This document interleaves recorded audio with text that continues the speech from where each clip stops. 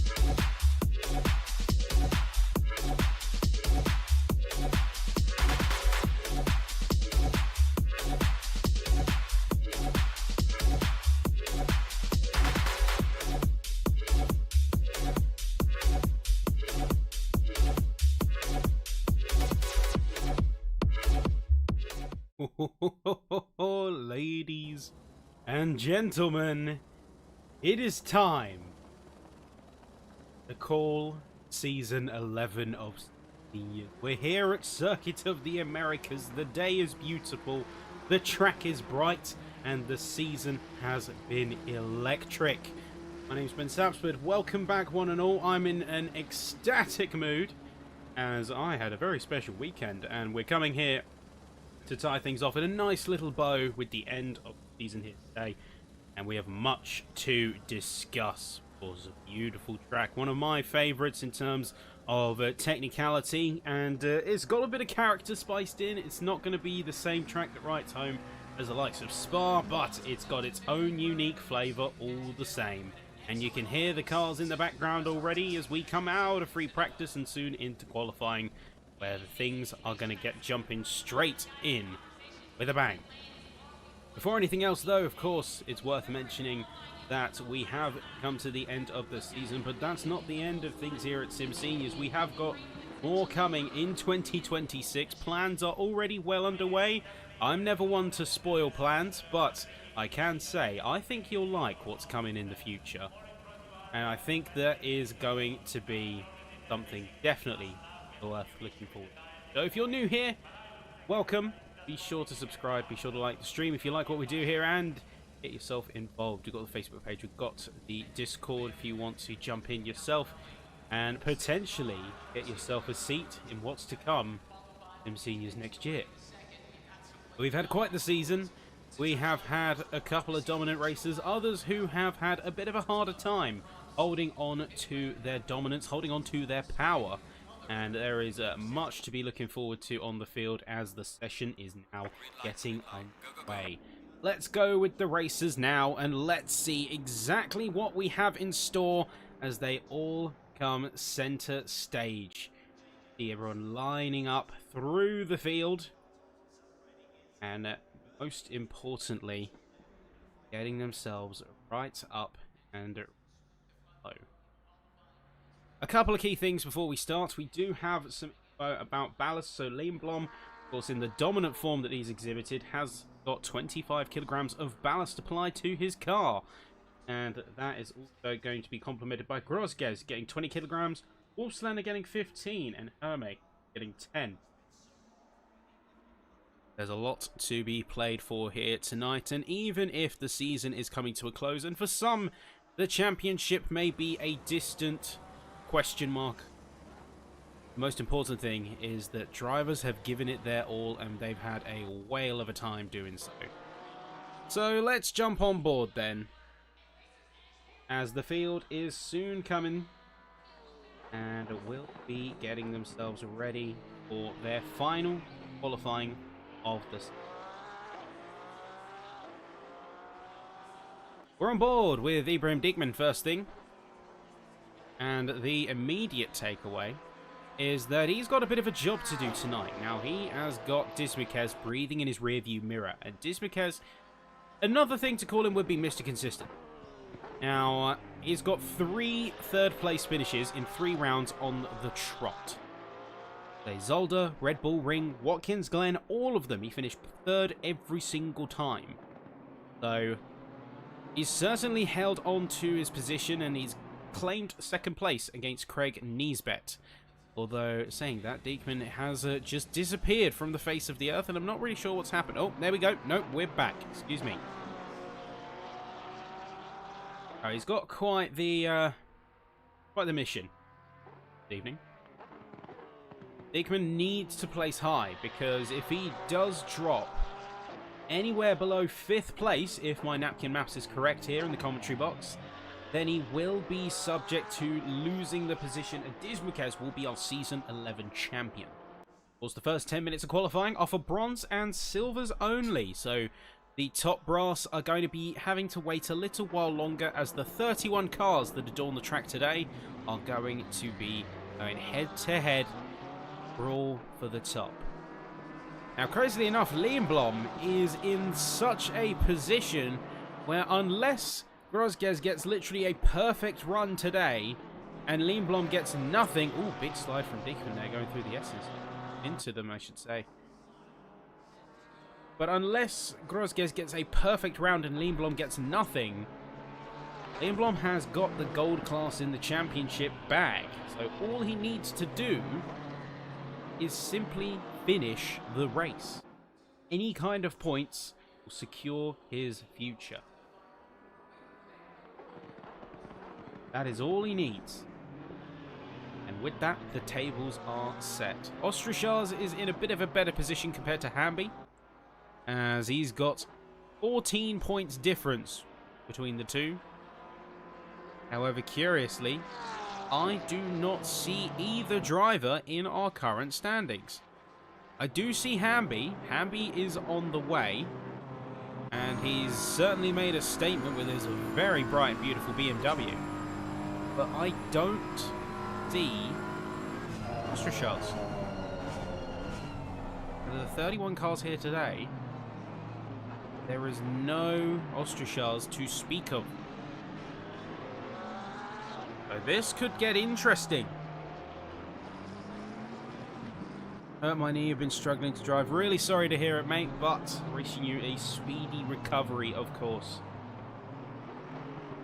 Focus on getting better.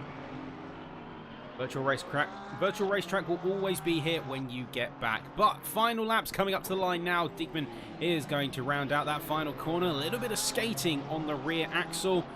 And with that, the first time, it's going to be a 2-minute 9.547. Will there be any challengers to that position? It's a 208.2 coming in from Craig Morrison. Where's the rest of the field going to line up? I had a brilliant weekend because I was actually very privileged to go to the Williams F1 facility as a producer, which was an amazing experience, and I learned a lot going up there, and certainly looking to bring more spice to the table as a result here in seasons beyond in 2026. 208.2 is currently the time that still stands despite efforts from Homer and Smith. 208.9 and 209.5 as the field is going to try its best to push forwards. We have lost one of the cars. We are down to 30 entrants on the course at this point. So let's see who has got what it takes. As we come up to the line, here's Craig Niesbeck. See, starting things off here as the other cars are going to make their way through. Roger Disbuquez getting in a 208.9, so putting him second place on the order. Looks like bronze is where a lot of the action is going to be this evening. Disbuquez, Dickman both in high tension. Ostrachar's nowhere to be found. Hamby only needing to score 14 points to get himself into the championship position, which, by the way, is 11th. So I'm very hard-pressed to find a situation where he won't be able to score. It will certainly be a narrow band. A 207.9, new fastest time. That's coming in from Alex North. But eyes front as Niesbeck makes his way into the hairpin of turn 11. He's dropping all the way down to first gear, optimizing for the exit where he can. And the name of the game here is exit speed. Setting yourself up well for the following corners. Sometimes it's more advantageous than the corner itself. A little bit of a compromise of a 10th here. If it gains you 3/10 later, that's what matters. So you can see some hefty improvements here as Hamby has made an appearance at the top of the order with a 207.1. It's a 207.2 as well coming through for Simon Aid. For White, the impressive run in here. And it's a unfortunate end to the run here for Niesbeck. He's coated his car in a healthy layer of grass and gravel as he just makes his way out into the trap to end his run. We'll see a few more cars making their way through, hopefully not to a similar fate. Randy Zimmer. Niesbeck, unfortunately, is going to run out of time to set a time at this rate. He might be at the back of the board with nothing. We just had Wayne Bowler come through with a 207.4, so more and more drivers are getting into the 7s, which means that the gold class cars are most likely going to be in the 6s. John Aid comes across the line with a 208.8, so puts himself up into 9th place, which I believe is 3rd overall, or say 3rd in class for himself, only behind Disbuquez and Peter Smith. Very impressive runs here from a lot of bronze and silver. Alex North comes across with a 207.2, just behind Simon Aid though, only 0.02 of a second, so margins very fine. Pretty sure that's not even the blink of an eye. Out to line finally for some. Going to be a last-ditch effort as we see Zimmer get a 208.1. That is P6 for the Ferrari driver. And last runs are about to commence if they haven't done so already. If you're not past turn 11 by this point, it's safe to say that you are on your last legs. As within the next minute, the rest of the field are going to start lining up at that pit exit. And some of the drivers seemingly already have. You can just see in our peripheral, some of the gold class cars are already making their way to the line. 208.4 from Morrison is not an improvement there, but what about Peter Smith? Currently in P9. Can he get an improvement? It's just shy, unfortunately. Disbuquez eyes on the prize, 3rd, or 2nd in class even. We're looking a little bit thin on the ground in terms of our competitors today, particularly bronze and silver, which is a bit of a shame. Sometimes this does happen towards the end of a championship. It is somewhat understandable. You always want to see everyone and see things go out with a bang. A little bit of a cresting over the curbs there as Disbuquez gets no improvement. 2:10. And last runs coming through here. Wayne Bowler, currently P4, looking like he's up on time. This could be good. And it's a 0.235. No improvement on position, but securing his 2nd row spot alongside Alex North, at least if this is where things are going. But enough of that now, as you can see the deluge of cars as all of the gold class racers are flurrying out onto the track.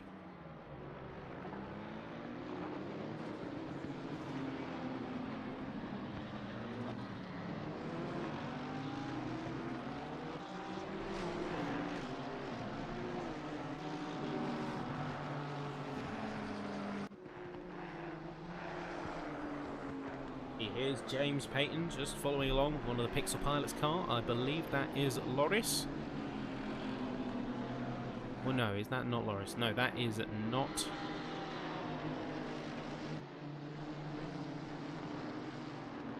That is, in fact, Matthias Lang. Loris is still in the pits. And my mistake, because, say, Loris is doing a good job of the tyre warming dance. Closely related to the rain dance, but has the opposite effect. Warms the rubber, lets you put it down. Now, I'm not sure, though, what's going on with the livery here. Now, I understand that we had a couple of issues with the livery client that we use with Awesome Sim Racing. The last cars come through from the remaining group out there. So yeah, any hiccups we are trying to resolve as quickly as we can in between having two livery clients effectively.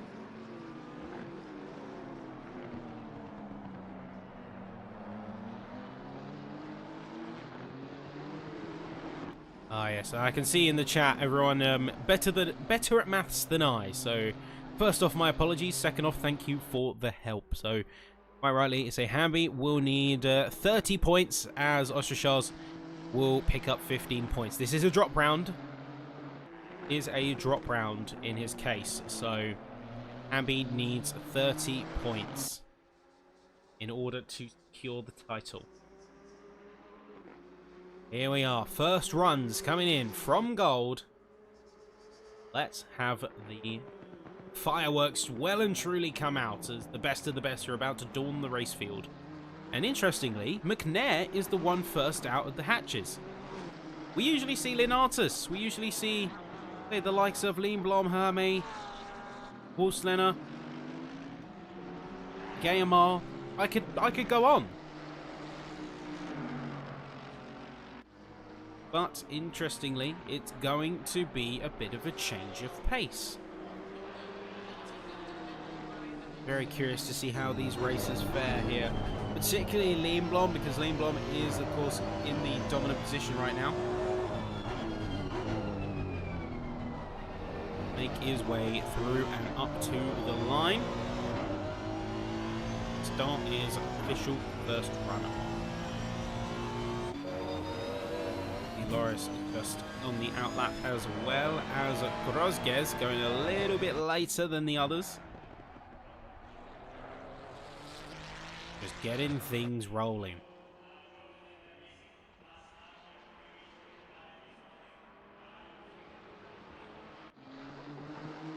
While up the other side of the field and on a beautiful day, might I add, 31 degrees track temps is going to be a mighty temperature. It's a mighty temperature. And that is, of course, going to mean that we see drivers, rather than dealing necessarily with struggles for heating the tyres, it's going to be more of the opposite problem. In that temperatures might be a concern. Pressures might have to be adjusted. And the field is going to have to be conscientious of their grip level. They push the tarmac and the rubber to the limits. McNair does not get a valid time, at least not from my account, so let's see what some of the others do. It's a 206.4 from Ascari Hermé to start the gold class off. What of James Payton? Coming up to the line, it's a 206.9. As more cars come through, who's it going to be? Can I get up at 50? Can I get up at 100? Sean O'Neill through the final corner as well in the number 333 Mustang. Is there going to be improvement from him here into the boards? It's a 208.3, but it's not a legal one. The last chances will be considered. We've only got 2, maybe 3 more viable laps per se, as more racers come through to the fold. 206.707. for Dave Marsh, and similar time for Nick Coolan as Johan Larsson just crossed the line in his McLaren, and it's a 206 flat. Very impressive, but what's Lindblom going to get as he comes up to the line here? 205.4. Now, we were predicting 0.6s based on the timings of the bronze and silver, but I was not expecting a 0.5 and a low to mid 0.5 at that. I was expecting high fives, not low fives. Regardless, the field is coming through and in strong force too. Grosges getting just a 100th of a second behind with a .507, and it's the only 2 cars so far to get himself into that timing window. McNair's going to have a second bite of the cherry meanwhile as he goes through the 3rd sector. He's going to have to deal with the multi-apex that is turn 16 through 18. Just to balance himself on the edge of grip. Hope those left outer tyres are going to do their job and hold him tight. You can see the cambering on the car really being pushed, as it almost hoping that the rubber bites into the asphalt.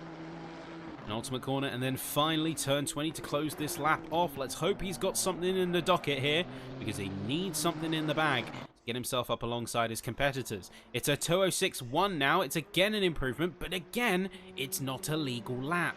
He can't run that time, and that is going to be an issue. Matthias Lang up to the lane. Now it's a 207.450, so actually just slower. No improvement here from himself.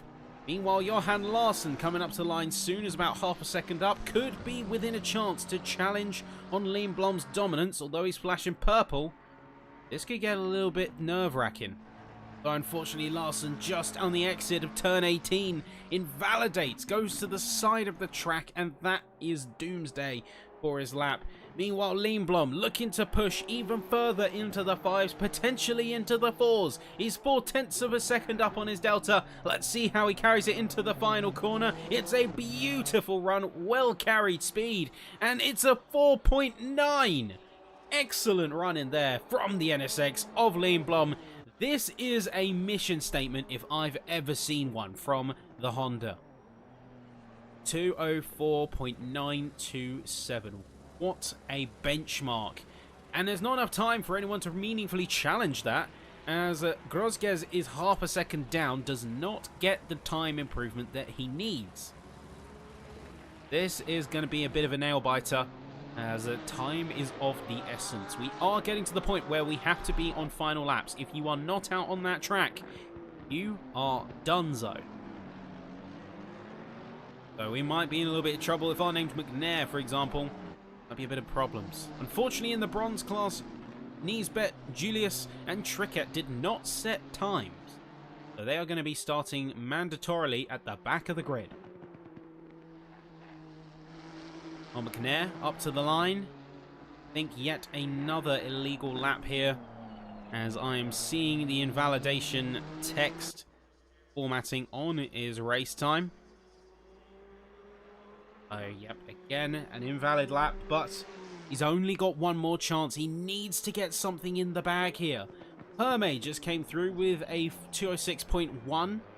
That's going to push him into 6th position. We have 4 cars who have crossed the 205 barrier, and 1 car who has got into the 204s, which is still absolutely insane to me. As I say, it is massive pleasure to have everyone here tonight, and I'm really pleased to be closing out the season with you all. It has been a heck of a ride, as they tend to be, but it's time to see who really comes out on top. Chris Bourne just pushed himself into the 205s as well. Or actually, no, my mistake. That was a 206.3. He just previously had a 205. So no improvement from him there. Larson gets through, no improvement for himself either. 5.7 from Lindblom, so we're seeing time being hemorrhaged by drivers, not gained.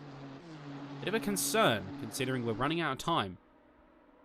Might be an ace in the hole for McNair, however, as he does have a fighting chance if he can keep it together in Sector 3. That's his Achilles heel right now, is just keeping it on the track through all of the chaos when everything's said and done. The McNair going for a fairly smooth line, if a little bit snappy. Diving hard on the brakes as he goes and rolls out of second gear. The time is officially up here in qualifying, so there is no more chances for anyone on the track. We're going to see people diving into the pits. No improvements from Lang and from Lenatus.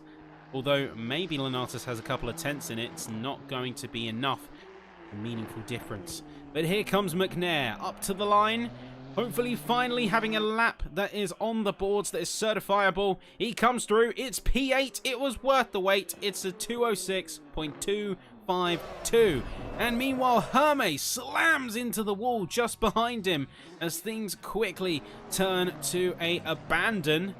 Maybe not necessarily the way that he'd hoped this session would go.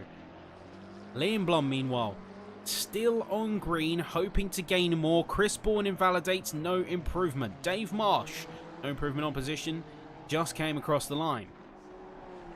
Improved a little bit on time though, so credit where it's due. Johan Larsson might be the last hit on this one. We'll just jump up to him as he's up ahead. The ace in the hole here. Could he be the fifth person to get across that 205 threshold? He is! He gets in, sneaks into the second row in the nick of time with a 205.915. Liam Blom pushes the time envelope even further with a 204.880. Just shy of a tenth improvement there from the Honda. And lastly, NSX is going to be joined by the Nismo as he comes across the line. 206.5.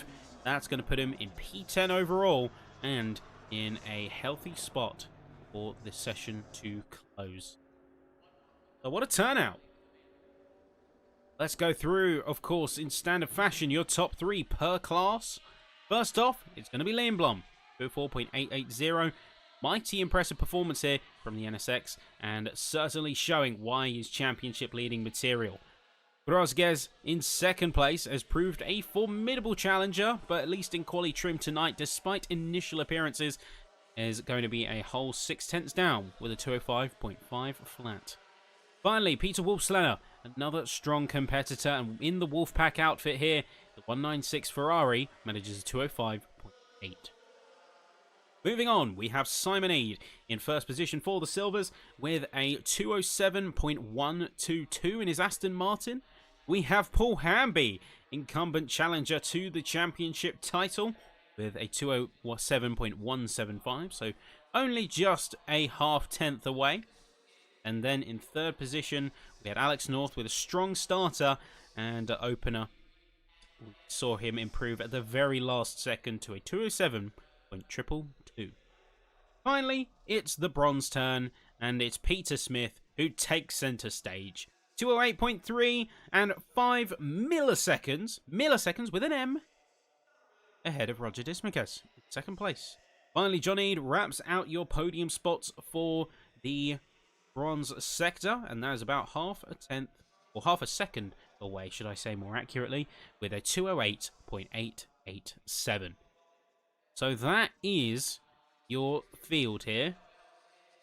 And this is where things get interesting. Now, we've had the qualifying, and we're about to have the race really kick off and get underway. Here we go. Let's have the grand tour of the field.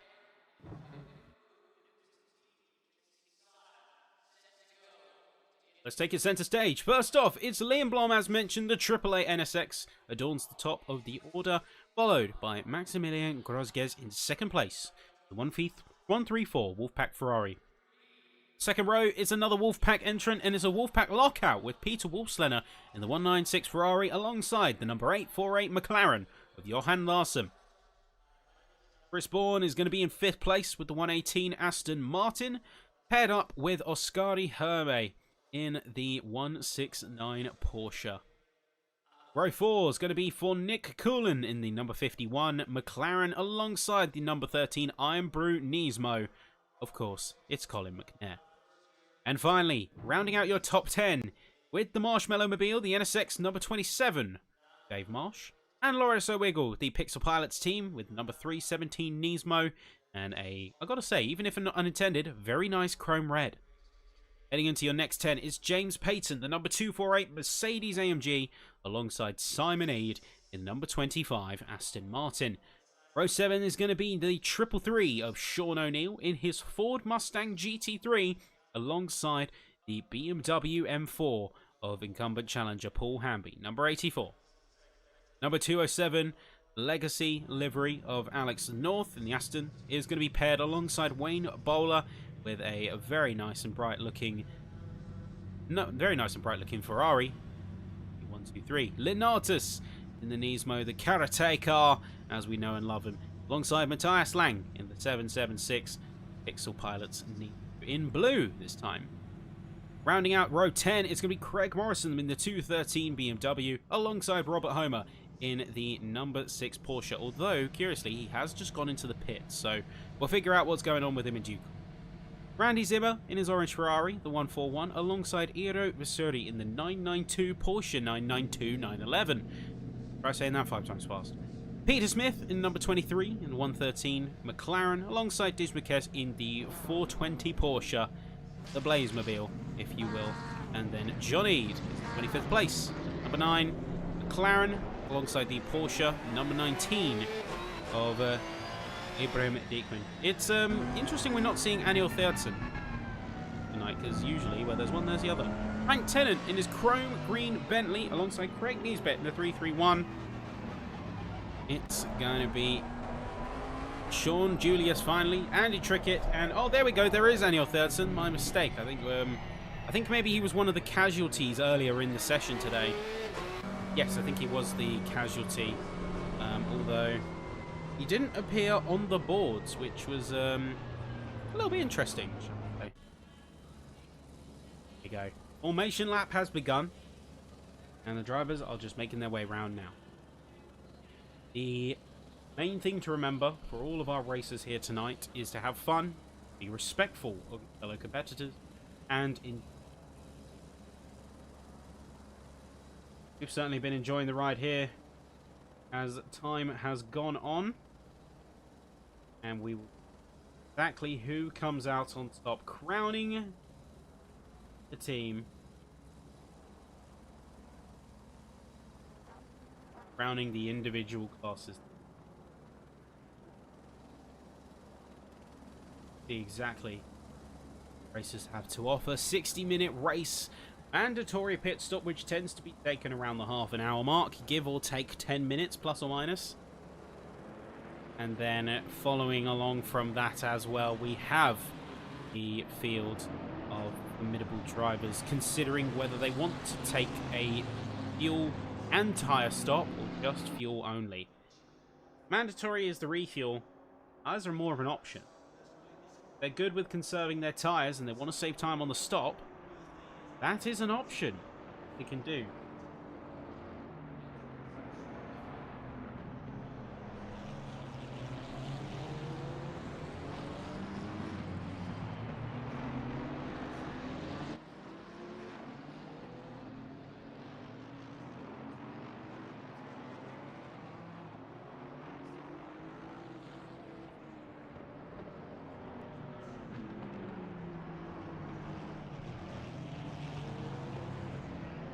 So, 7 races, a compacted season, a pretty intense thrill ride later.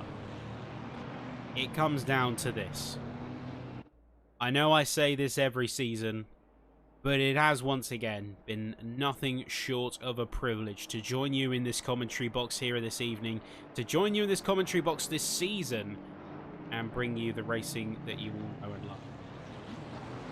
So, for the final time here, it's season 11. It's a slightly breezy day, but it's a beautiful one here in Austin, Texas. For Circuit of the Americas, the 20-turn turnpike awaits you. 60 minutes of racing is about to begin as everyone lines up.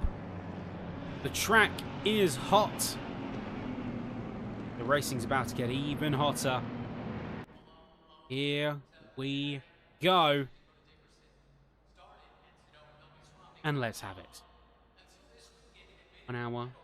Time to drive.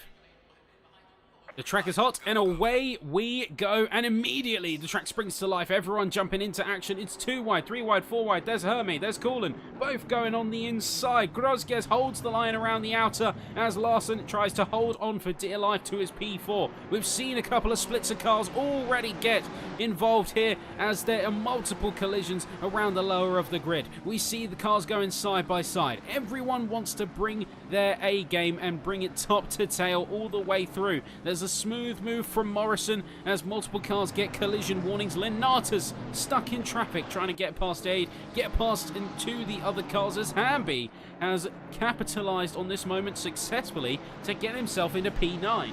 Beautiful driving from the Silver Racer, and everyone is trying to do much of the same. A little bit of chaos down the bottom of the grid. There's contact briefly between Eid and Zimmer after having a collision with Therdsen, it looks like.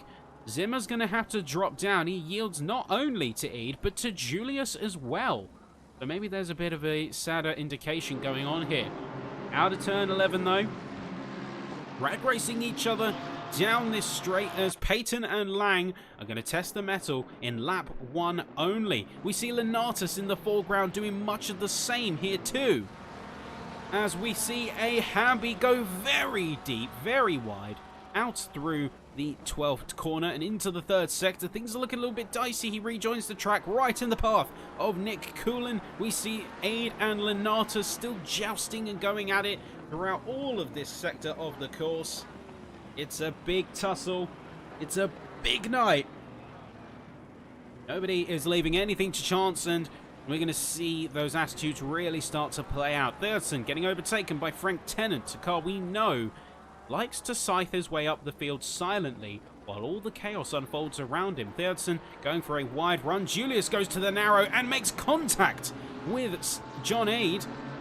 And to recover off the side of the track, Julius is really going for it, as we somewhat know he can do, but we have said in the past that he can get a little bit aggressive, and the fender benders seem to go where he goes.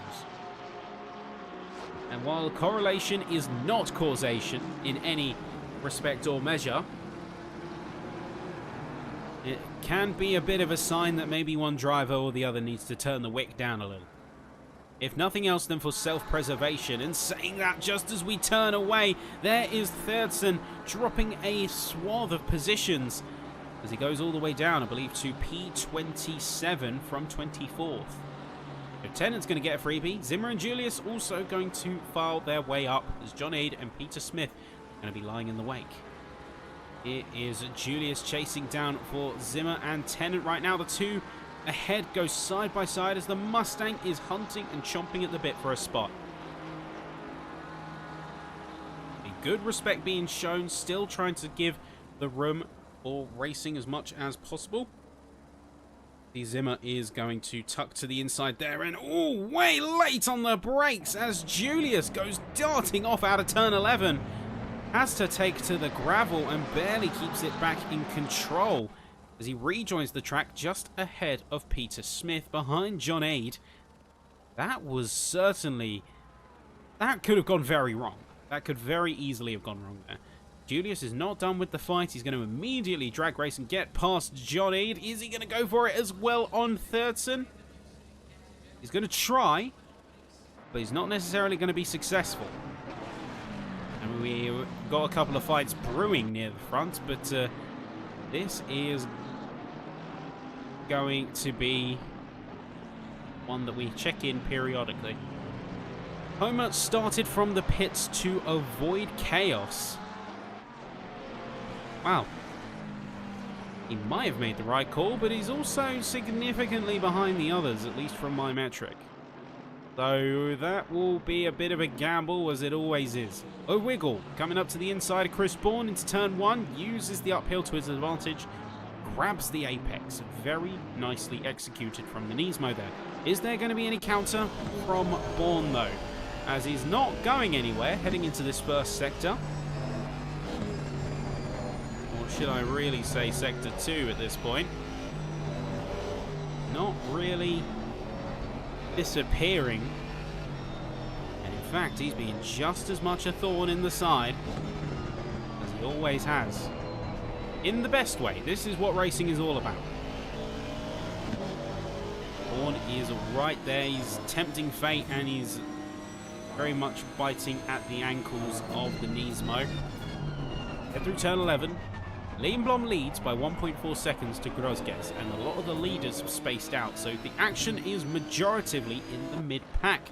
Like we jump forward, we see Sean Julius, who's managed to push his way up into P25.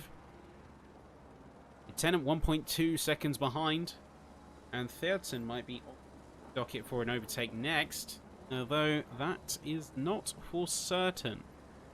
Orn and O'Wiggle have somewhat spaced each other out, but one driver that is hungry for an overtake is McNair. Jumped out in quali first. He had a pretty solid result.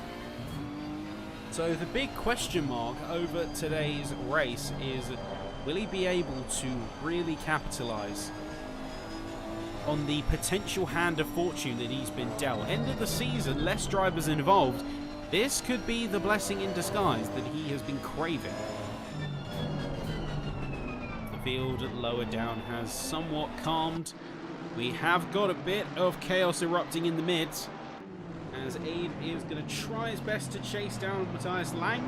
He's going to close that gap a little bit, but in his rear view mirror, who's that going to be? That is going to be Peyton and Sean O'Neill.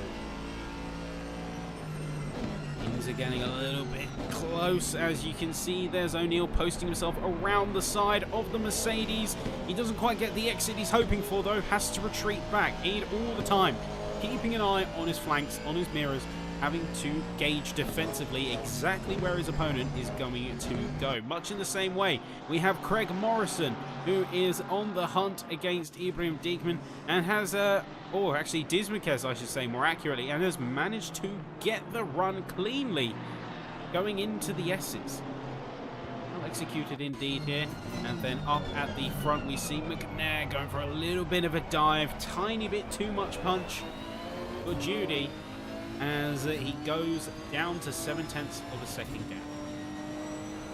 Now, there is plenty of time to fight. There's plenty of time in this race here. We're not even 10 minutes through. But the field is certainly already starting to diverge. So he's got to play his cards quick. Wants a chance at meaningful overtakes that last.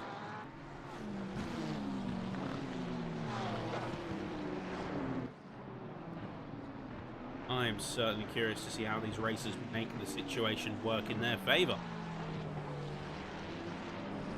The hunt is on for spots. We see Aid and Tennant go for a drag race against each other here. They're making their way down the back straight before they head into turn 12. Looks like Aid is going to yield behind the Bentley of Tennant, who is otherwise trying to just keep a clean run, make sure that they don't fully lose proximity. Julius, who is already making his way through sector 3. Either a large disparity, quite strongly on display.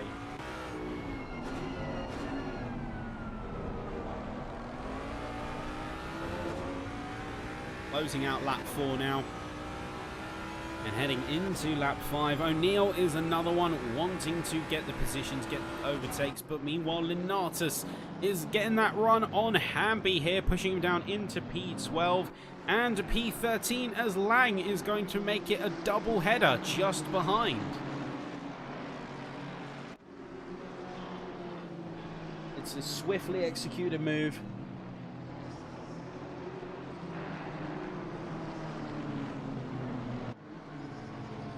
And the field has certainly shown its hand. Now the question is, 10 minutes into the race, the initial gambit has been played. For some drivers, a strong start is everything. Others, they tend to pull their time a lot back. It's a stage. Which type of driver you are matters. It does matter. Significantly. I'm certainly sure of the fact that we will see plenty of combat between these racers between now and the end.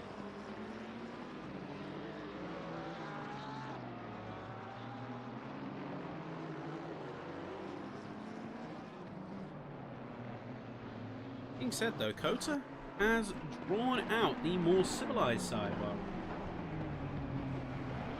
we are not seeing any major chaos between the field. We aren't seeing the insanity that sometimes plagues the start of our races here in SimSeniors, because the field is going to get mighty acclimatized by this point.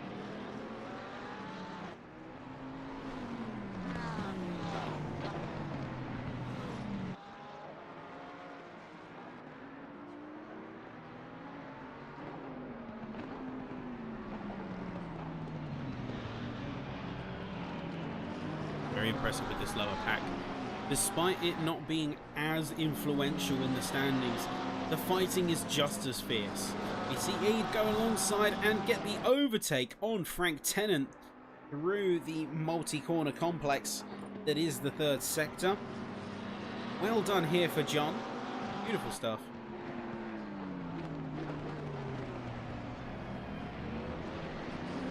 I think at this point, and almost playing into the strengths of COTA as a track, the drivers are playing the long game. They want to get into a stable position right away, get the miles down, and then almost get their opponents with patience rather than with aggression. Oh, never mind. Necro has said the exact same thing, and I fully concur. So yes, rewarding patience, high tyre wear, and low grit. So playing your cards effectively, not just before the other person. With that, taking stock of our leaders, it's going to be Lindblom, Grosges, Wolfslener, top 3 so far. And that is in fact perfectly static for where we started. The only thing that's changed is they put a few seconds between each other.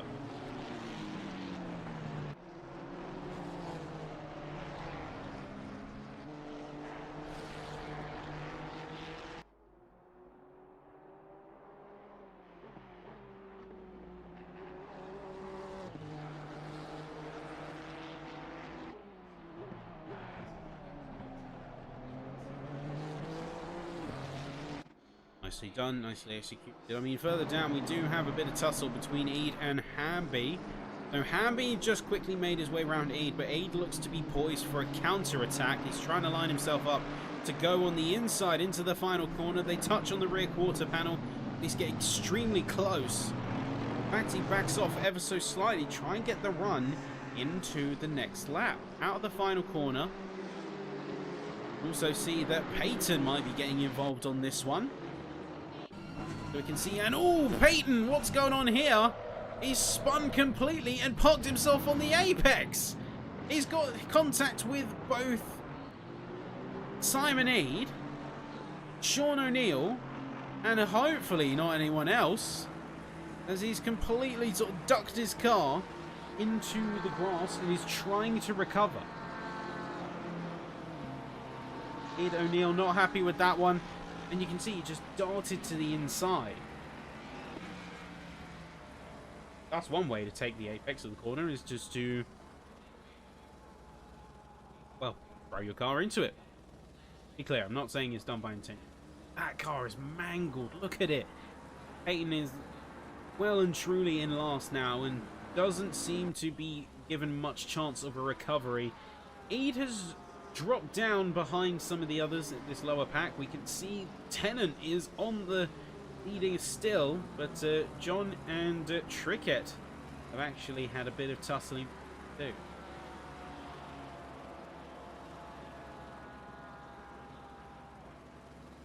So yeah, the Lambo is an interesting car. It's certainly an off-pick compared to previous seasons, where it was previously at another point in time quite popular.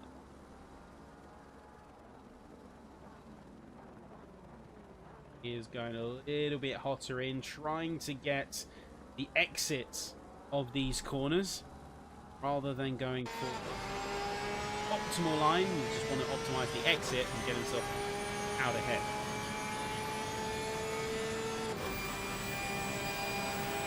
Cricket's effective, and John and Frank are tussling with each other. If he plays his cards right, he certainly be okay. Keep himself out of trouble. Thirdson getting overtaken with Homer. Homer up into P29 despite a pit lane start.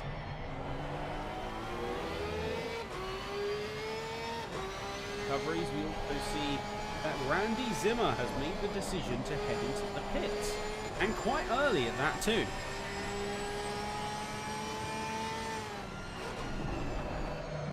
What Alex North has in store is himself and Vasuri are going to go alongside each other through the S's. Risky plays, risky games, but Vasuri with the wider line is going to be yielding the position quite easily to the Aston Martin. Not by choice necessarily, but sometimes out of survival. There is no better choice than to make it to the end of the run. And if that means compromising position, then so be it.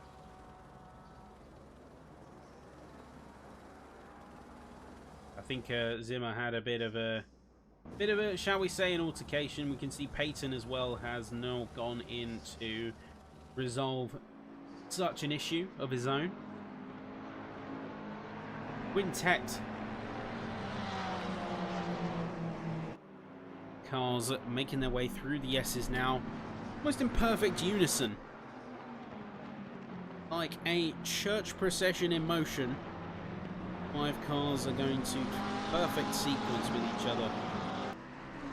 Although they're starting to tail off Peter Smith, the others are giving everything they have.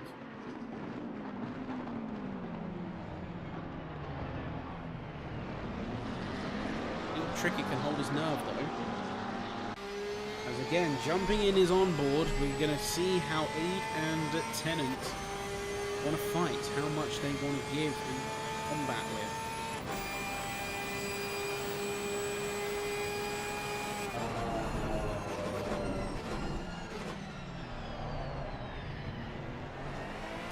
They may be a little bit close.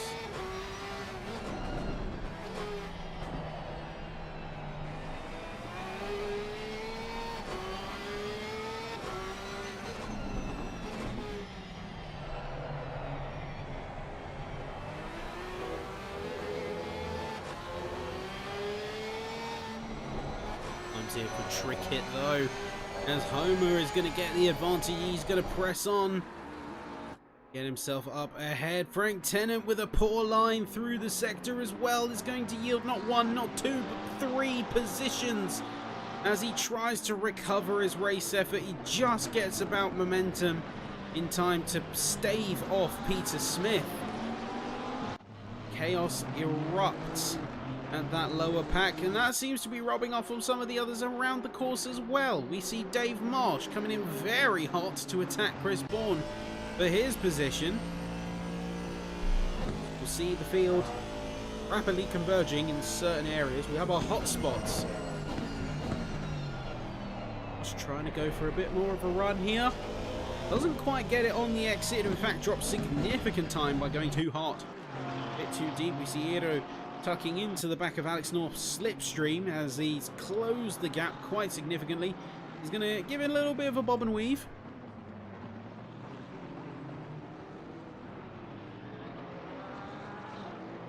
A little bit of bumping as oh, I'm not sure if that is Server or if that is me, to be absolutely clear. God, that is me. Apologies for the networking.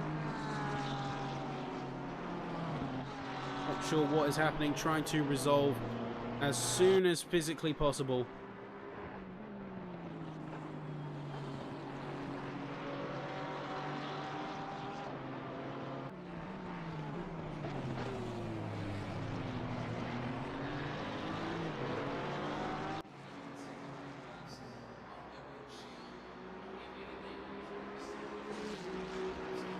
Okay, I think we've stabilized now. Apologies for the network hiccup, everyone. Random freak occurrence. We look to be back smooth on 60. Even so, we are 20 minutes in to the session this evening, and things are looking a little bit bright and perky.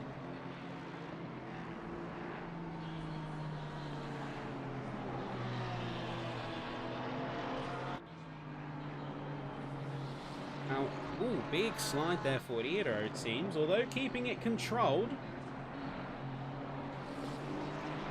Certainly keeping it controlled there. Of course, this looks great for Lindblom.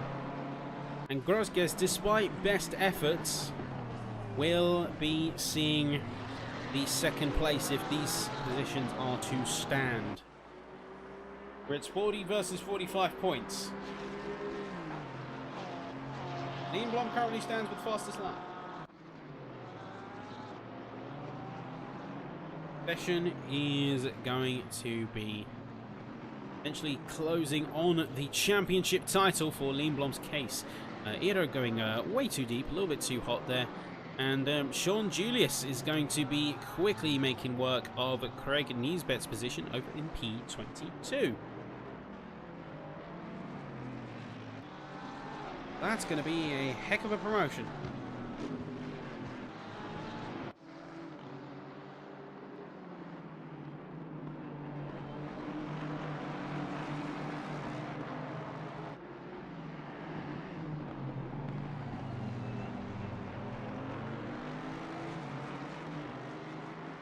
He'd go for a challenge on Hamby. Hamby is actually looking in a really good position because Hamby, as he currently stands, will receive the full complement of points and add a 4th win to his race record. He's a bit of an interesting case, isn't he? Despite getting overtaken just now, as he has never finished, of the races he has started, he has never finished outside of a pole, which I think is a remarkable achievement. He's got 3 first places and 2, well, potentially 2 second places if he finishes today like this. But otherwise, 3 firsts and 1 second place. The other 3 races in the season were DNSs. He did not start.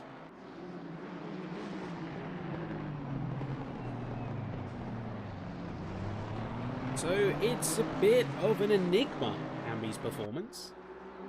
As we saw him struggle in previous seasons at the top end, he seems to have really found his footing in silver, and this is one of those more nuanced parts of classing and having splits within a racing environment such as this.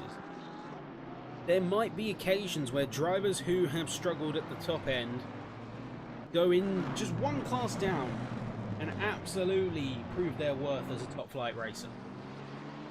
Sometimes it can be just a change of environment, change of perspective. That's what it takes.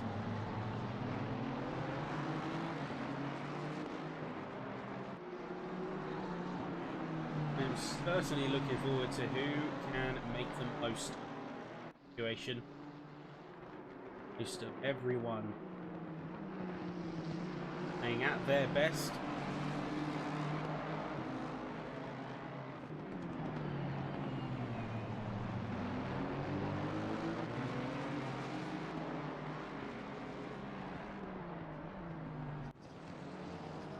There, Hamby is going to actually drop a 3rd position to 3rd position, as we have seen a couple more cars in the interim go into the pits. We have seen, as well as Peyton and Zimmer, we saw Thirdson head into the pits, we saw Niesbet head into the pits, although that was a little bit different because that was for a drive-through penalty.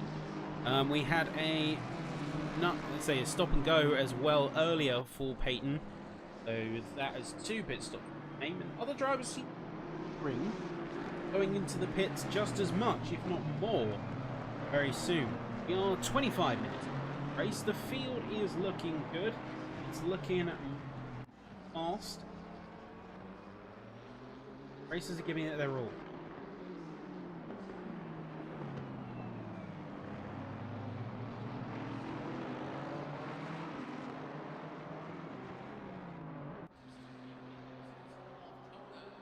I have to say, things have calmed down a decent chunk.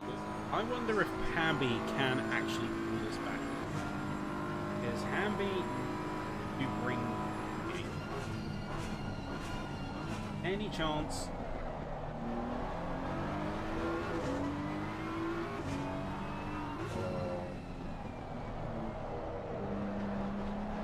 has any chance, he needs to take it.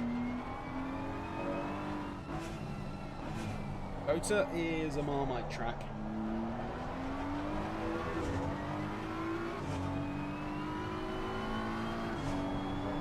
I think a lot of drivers see it as a track that they can't really get on with. At the same time,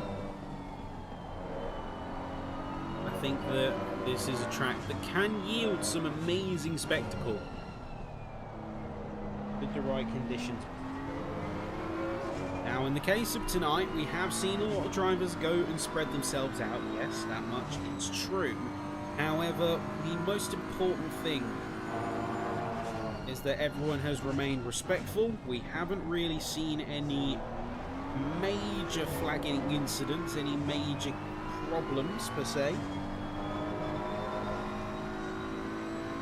And that it is a respectful end to the season. And as we come to the end of 2025 in particular, that is a bit of a milestone, because it has been quite a long time in the realm of SIMseniors. Now, at least from where I stand, at least from where I'm looking, since bringing the broadcasts over many a season ago, we have come a long way. Oh, Peter Smith going into the inside wall. Released to say, not sure if that's parking it up. No, there you go. Get yourself rotated right back on that course, mate. Out of turn 19. And jumping into the pits in the same breath, I think that would be wise. Alex North and Wayne Bowler go for a bit of a challenge each other on turn 12. And a successful execution from North, although we'll see if that can be held together. See if that holds firm, that holds true, although yellow flag's coming out as Tennant is going to briefly, I think, lose some space and lose his flow through the S's in the first/second sector.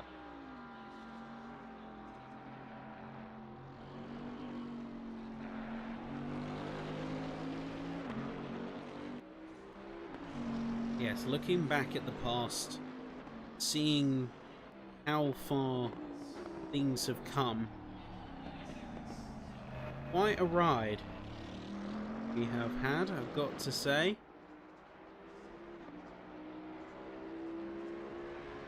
Been a heck of a ride.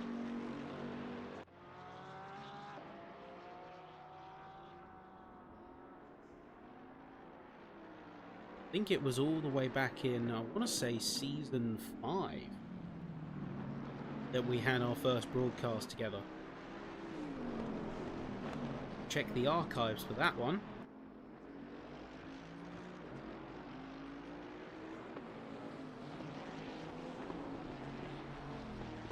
But yes, it was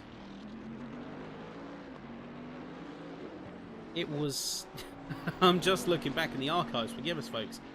While we've had a little bit of downtime and while drivers are now only starting to get into the pits, we have the number 25 and number 84. That is Aid and Hamby, both heading into the pits in unison. But yeah, it was Season 5, Group 1.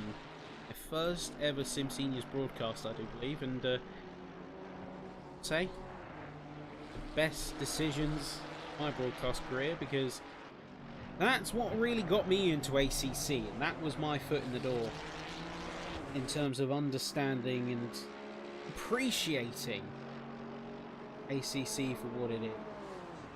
Now, granted, there are flaws. There very much are flaws with ACC. I will not dispute that, and I'm doubtful that anyone with right mind of sense would dispute that. But critically, it is a game that has platformed a lot of memories. That has platformed a lot of great experiences, love it or hate it at times. Now ACC, a lot of us would not be together. And the biggest thing here for me. Community is what makes it what it is. And I know that there is speculation and discussion of what comes from AC Evo and what would be eventually becomes the future of SimSeniors, like what platform, what everything else we're going to go. But time is only going to be the one that tells us here. Time is the great benefactor.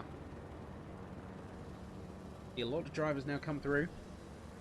And we see Morrison, Julius, Lang, Bowler, Marsha, Wiggle all going through the pit lane. And who's going to be the one to come out on top? Homer is going to be first out of the docket, it looks like, or at least making his way past some of the others on the field. Low Wiggle is going to slot in just behind Homer. Homer with a bit of a gangbusters move.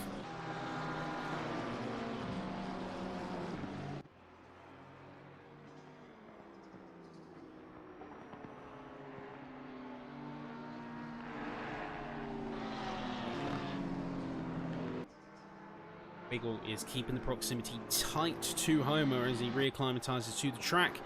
We are going to see Wolfsledder heading into the pits as well at the lead of things. So up in P3, we are going to see him make that jump.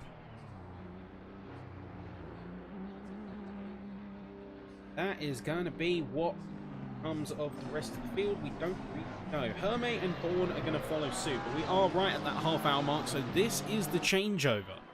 This is where the strategy really starts to come into play. And a well-timed pit stop here could net you crucial seconds. As Homer is actually going to dip off to the side and yield to both O'Wiggle, and I believe that is Peter Smith just behind him there. Despite being a lap down, he still yields. Edo Basuri heading into the pits also alongside his compatriots.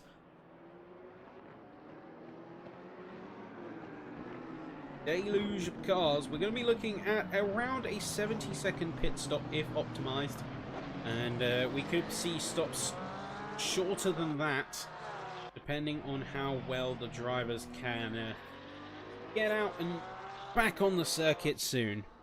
There we are. It's a 71-second pit stop here for Wolfsledder. Compare that to the rest of the field as they're now coming out.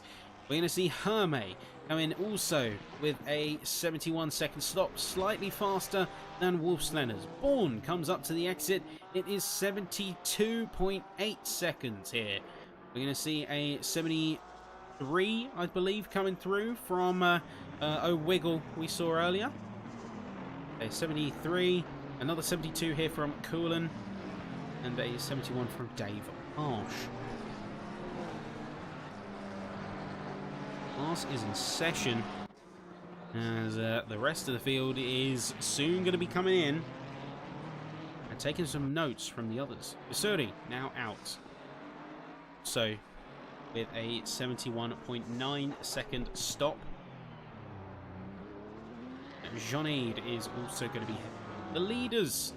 It's their turn to go in. Lindblom, Grosges, they're all together in the pit lane. But Grosges may be taking a bit of a faster approach as he was very close coming into the pits. I wonder if there might be some alarm bells, some potential warning signs, penalties for anyone else on the track. As we're going to see that stalemate, the waiting game for many a racer. McNair has, by proxy, inherited the lead on the track.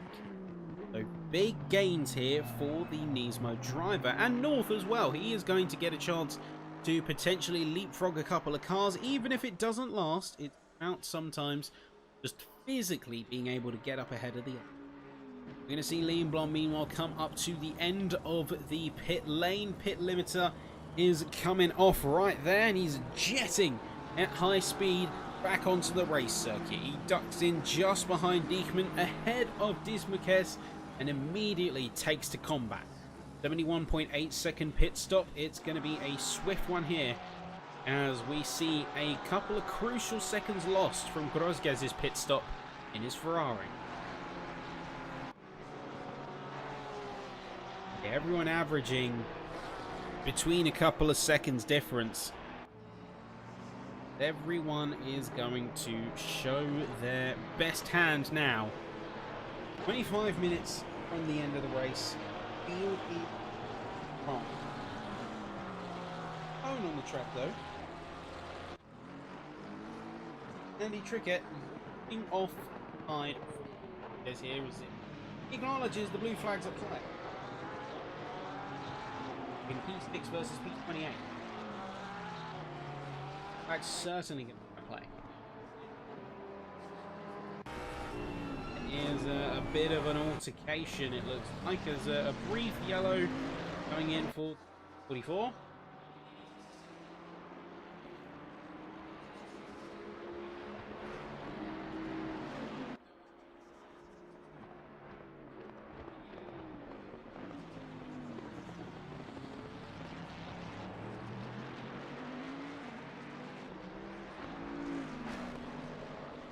The future race. Let's see what Julius goes for, as he's going to dart himself through the S's, and Tennant seems to be hemorrhaging time.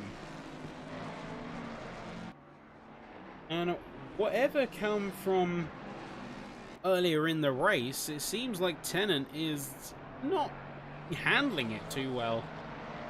Either than that, or his car is starting to give up from underneath him, as he's already burned about 2.5 seconds. That or Julius is on a warpath. Maybe Tennant actually is down on reason. Hasn't got tyres. We'll have to wait and see. I think that might be some credence to the theory, as Tennant is one of 4 remaining cars to take a pit stop. Lindblom and Grosges now have a 4.5 second gap as well, so those seconds in the pits have been a death nail for Grosges trying to catch up to Lindblom up at the lead. See Linatus heading into the pits now, the last gold class racer to do so, as the field is coming in with chance to really play ball. Dismukes is going to yield. Grosges and almost use it as a bit of a toe. I think that might be the smarter move here. Bring the toe. Bring the fire.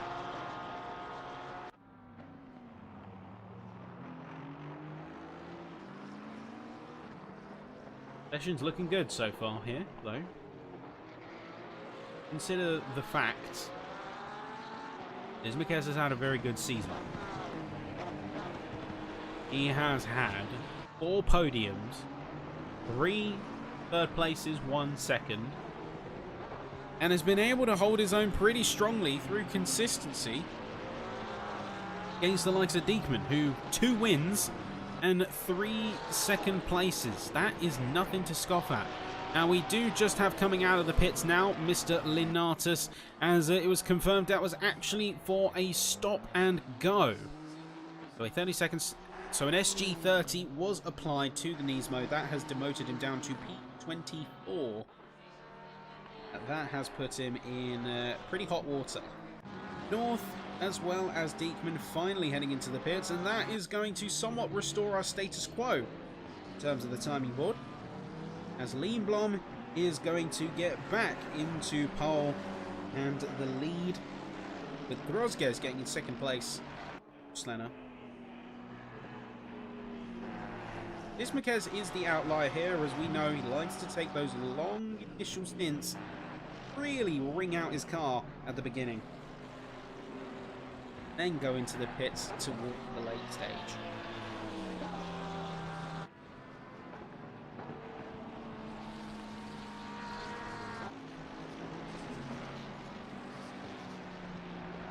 Time for the field to really show their stuff. We're going to see North heading out of the pits now, as there is going to be, I believe, Diekman just alongside and behind, or that's Thirdson. I think that is third. So Thirdson, Diekman, and North all coming out together. going to be particularly coming out just behind Hayton. And in a bit of a different space of the race, I think, compared to what he was planning. Curiously, Dismukes is actually trying to fight hard and hold his own, as Johan Larsson is in his crosshair. He's still, despite not having a pit stop, he's still mustering 2-minute 8s. And we will see what that entails. Frank Tennant, meanwhile, best he could manage last lap was a 2-minute and 16 seconds. So it's not looking good for the Bentley. 13.5 seconds of time lost to Mr. Julius. So Julius is currently in the pits, as it looks like something has gone on. I'm just going to pick the last incident, Aja, and looks like he was just stopped on track and having a major control issue.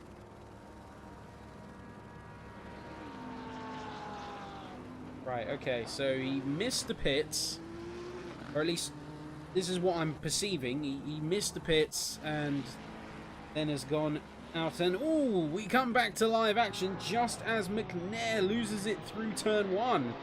Goes for a bit of a pirouette, and he's going to be right in the jaws of Hermé. Julius was previously up ahead, but now has put himself down to last place after getting back in the pits, but hard to really say. So Hermé is going to be on the hunt, as he saw for a brief moment a vulnerable McNair right for the overtaking. Just shy of 20 minutes remaining. And the big question mark of tonight is who's going to be your class champions. For some, it's an open and shut case. For others, there's more of a question mark.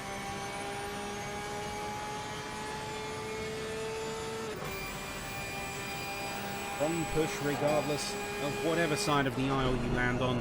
We did have confirmed that the pit stop for Aniel Therdsen was a stop, well, not a stop and go, a drive-through penalty, my mistake.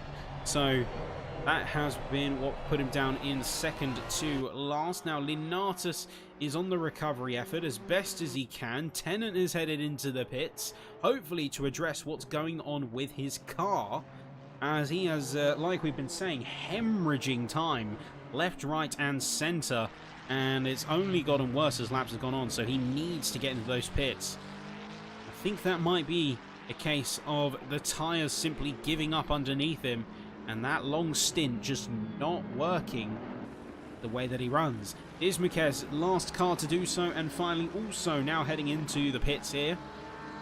And putting up a good wall, despite also losing a lot of time in the same way that Tennant did. He's held on to position quite well. I think that is a valiant, a commendable effort. But alas, one must consider all options, and one must consider reality. Reality of tonight, but eventually you've got a pit, and you can ride the high by all means, but you can't stay there forever.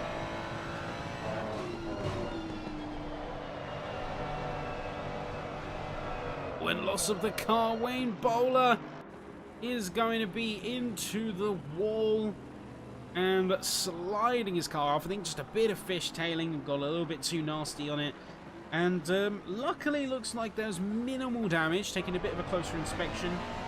Going to be some scuff marks and a bit of gravel, but at least visually the damage is quite minimal, which is a welcome sign. Hopefully that means that his race efforts are not too compromised in order to continue.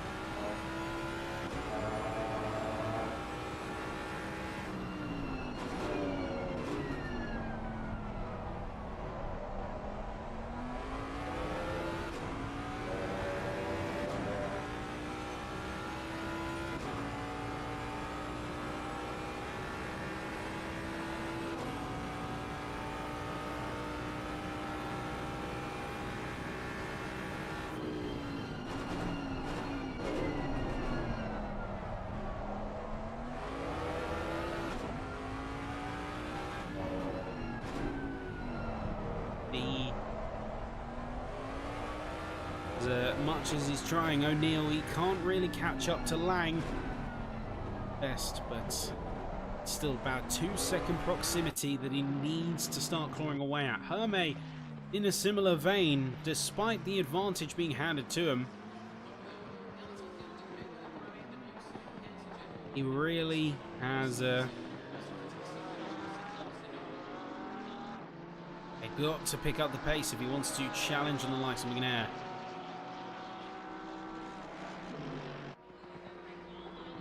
Checking in on Dismuquez. It was a fairly swift pit stop. We're going to see, I think, one of the fastest natural pit stops that we've seen in the race, which is a 66-second stop. 66 seconds. Much faster, about 5 seconds faster than his surrounding competition. Beautiful run in there. I think well-deserved grand performance.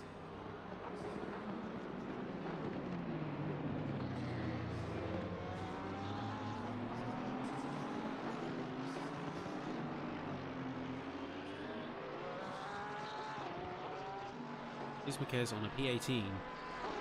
After that pit stop,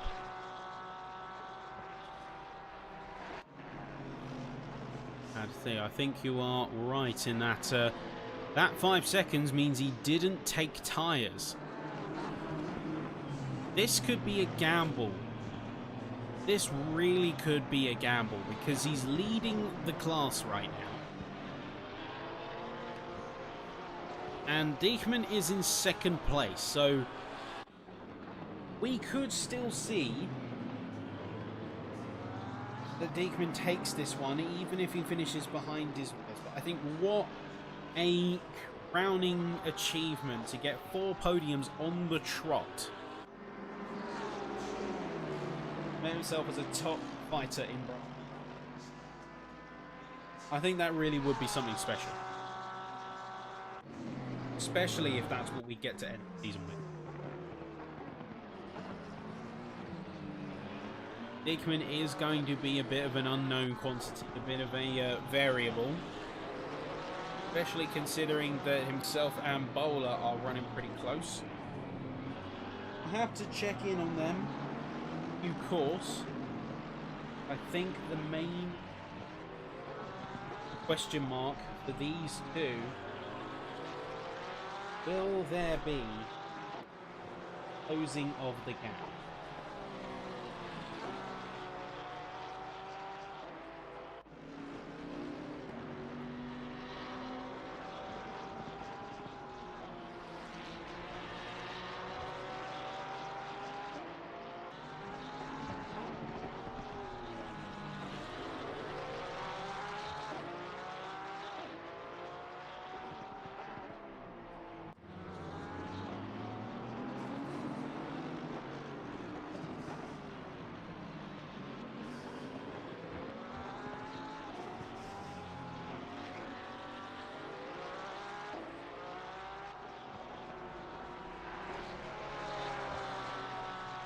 I'm just enjoying the show. Point you is going to be potentially a roadblock, although saying, wait a minute, a roadblock has immediately been cleared as Bowler has taken a very narrow line through the S's and has effectively handed the position to Diekman on a silver platter. So now there is 5.5 seconds standing between Desi and Diekman. And this could be a concern. There is Tennant, a lap down, but still serving as a potential barrier. Then a bit further down as well, we do have Diekman on. North could be chasing here as well. Groskas is into the pits for a second time. Leads me to be concerned as he has got a drive-through penalty. He emerges out in P7. P7. And that is going to be his, ultimately, his downfall in terms of the championship challenge. has the fate. As Lindblom stands tall at the top, all he needs to do now within these next 10 minutes is finish the race.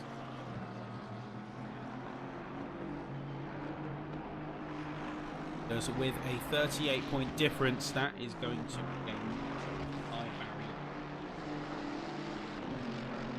While looking at Hamby, the enigmatic performance that he's had, second position, only tailing lead by Simon E, 1 second ahead.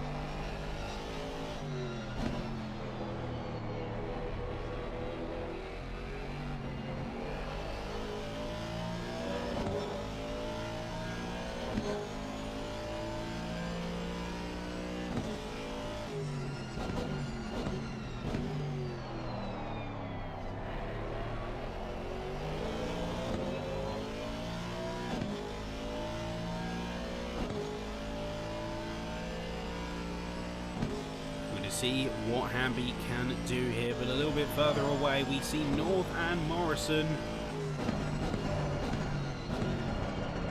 Looks like North is actually going to go for it through the apex here. Really gone for it, and make the interesting dynamic. Now Morrison on the defensive, he has got a bit of a question mark in his race view.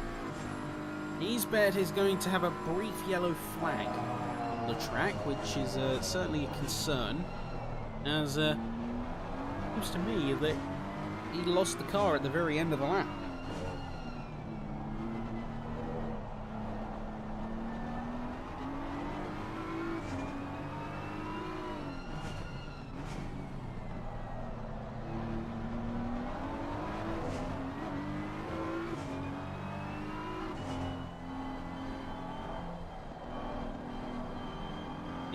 That is trying to balance his car, keep his car stable, as we don't want to see any sudden moves, we don't want to see any chaos erupting.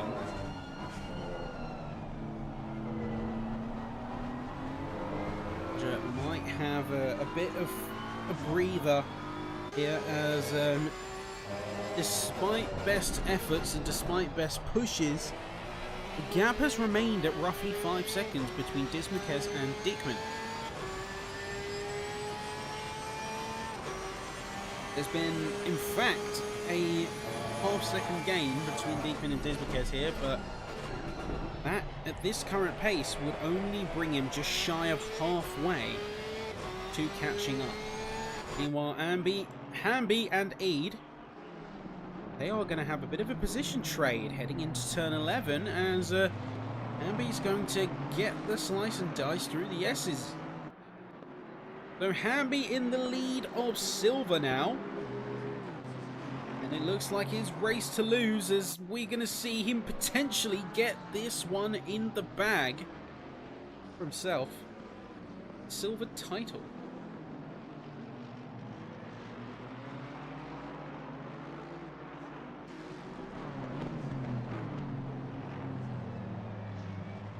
This could be a slam dunk for the Beamer. Needs to keep a cool head and not overdo it. Balance is key.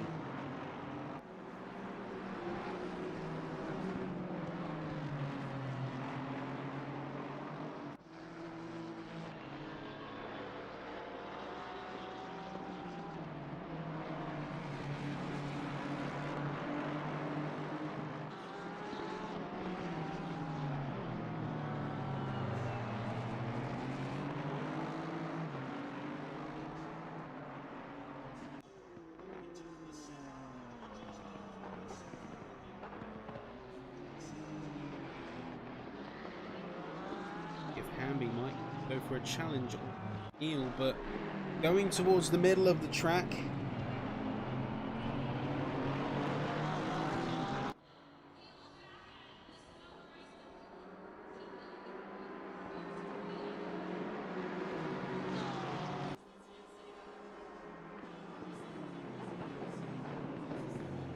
Surrey kind of caught in the middle of all of this, as North, Surrey, Morrison all together. Eid is up ahead. Hamby is chasing down on Sean O'Neill too, so things could be really kicking off in the mid-pack.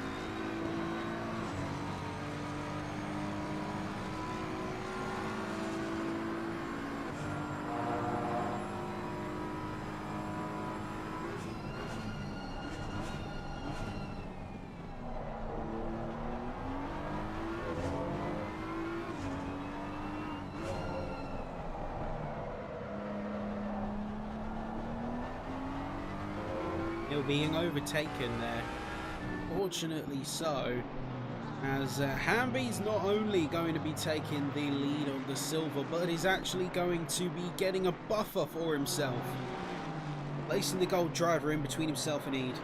That is the kind of strategic play that he wants, as this is going to be what ultimately secures him the win. 3 minutes and 30 seconds, or just shy of that, remain, which means about 2 laps left in the tank, especially for our leaders who are coming through pretty hot, pretty sharpish. Now, will there be time for 2 laps or maybe just 1? I guess we're about to find out, as Lindblom is going to be the flag flyer. Grosge's unfortunately out of commission with his stop and, I keep saying that, his drive-through penalty.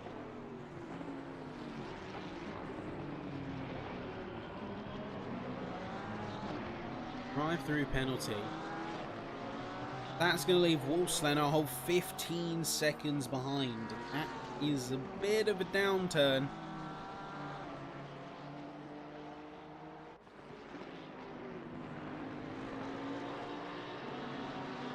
So we'll see. There will in fact be 2 more laps. Lindblom is just going to sneak under the threshold here as he rounds out the final corner. Gonna, just sneak through. We will have 2 more laps of racing. Julius going for the longest pit stop record this race, currently standing at 1,159 seconds and counting. It looks like we did have a contact between Lidnatus and Tennant here, so a bit of chaos. There's a bowler. He is going to prove to be a thorn in the side of a certain Ibrahim Diekman in the number 19 car. This Ferrari is refusing to yield even an inch. It is not going to be letting any positions go. We see Craig Morrison as well going for a bit of a fight coming out of turn 12. The 2 go side by side. Switchback coming in. Well executed. Bit of contact there though. And that's going to open the door. Iro, although he backs off, he doesn't commit 100% to the move. 3-way fight. Boxing in off North. Iro now the one being kept on the back foot as the Aston and the BMW flank around him.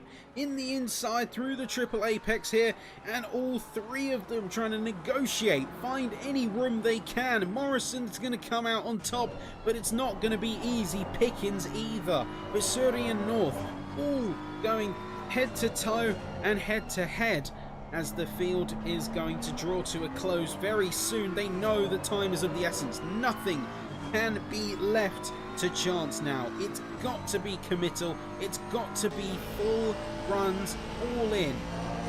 30 seconds on the clock. Which means the final lap, the ultimate lap, is about to start soon. See that Vissuri is actually caught up quite well to Morrison. North has been dropped down a little bit, but he's pulling it back through the S's. He's getting real close. They're all running together. We hear the race control. The leader is on the final lap as the timer falls to 0. So, last lap for the leader, and then once that has crossed, everyone else will finish when they cross the start-finish line. These guys are going to get one more.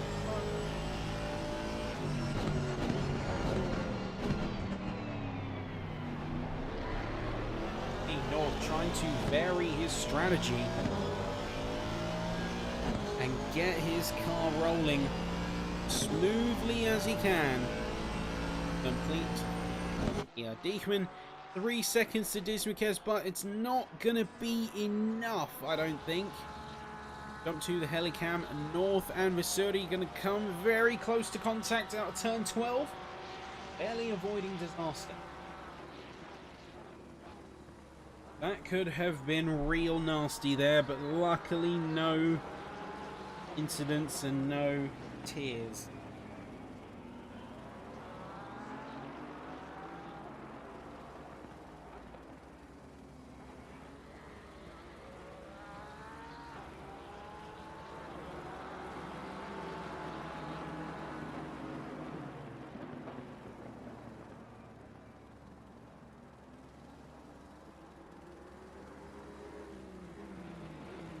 That there is, oh, actually saying that, we saw a bit of a argy-bargy. Let's wind back those clocks, shall we? We'll come back just in time for the others. Don't you worry here. So there's going to be a bit of a wobble there. Alex North coming through, and the two cars coming together, and yep, that is chaos. But as it all comes to pass, Liam Blom, final corner, final round, final race of the season. Congratulations, Liam Blom. Not only are you the winner of tonight's final race, you, with that, have sealed yourself as the Season 11 champion. Oh, hello, Lenatus. The Season 11 champion. And I think those donuts are more than earned.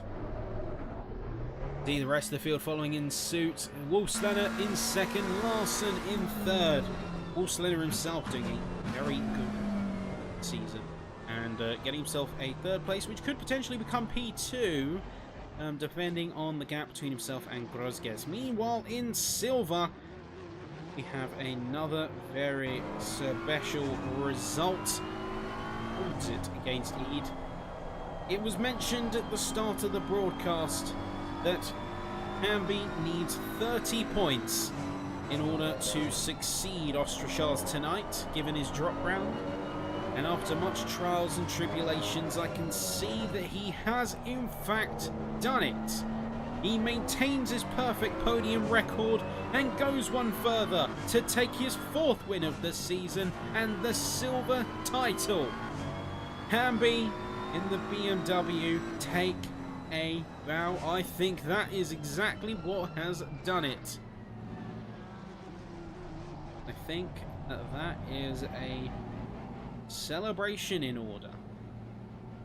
Over on the bronze side of things and wrapping things up as we come up to the line, also Dismukes and Diekman.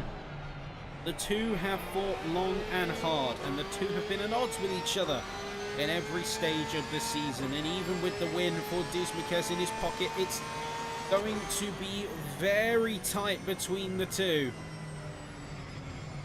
Question is, who has got the better lap of the two cars? I do believe that Diekman has it.